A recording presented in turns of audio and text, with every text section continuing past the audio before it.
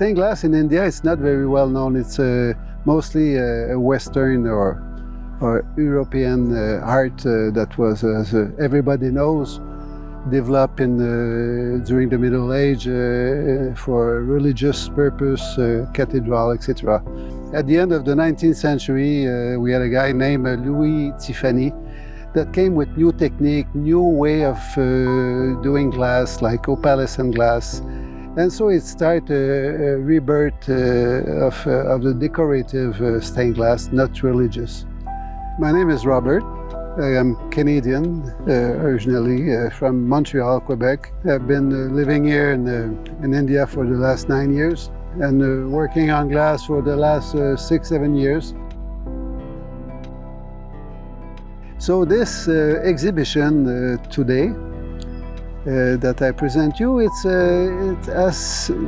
there is the traditional stained glass, the Tiffany way that I enjoy very much,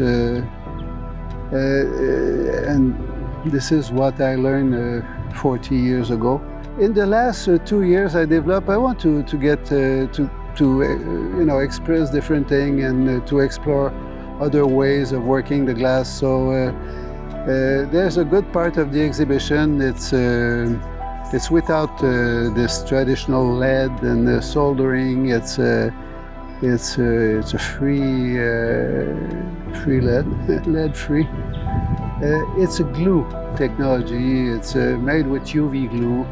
So it's really different. You will see by yourself. I realized that while developing this technology or this way of assembling the glass, that people are really attached to the old way also. They like to see the line of soldering, which are not present in the gluing technique.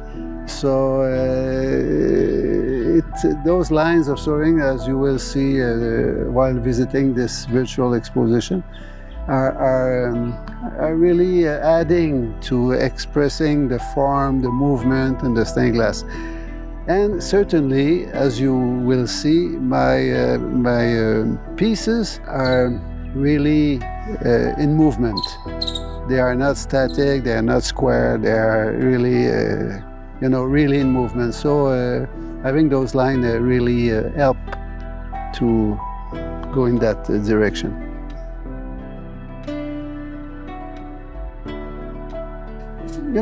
Stained glass, people think this full of color, red, it was like that in the cathedral mostly.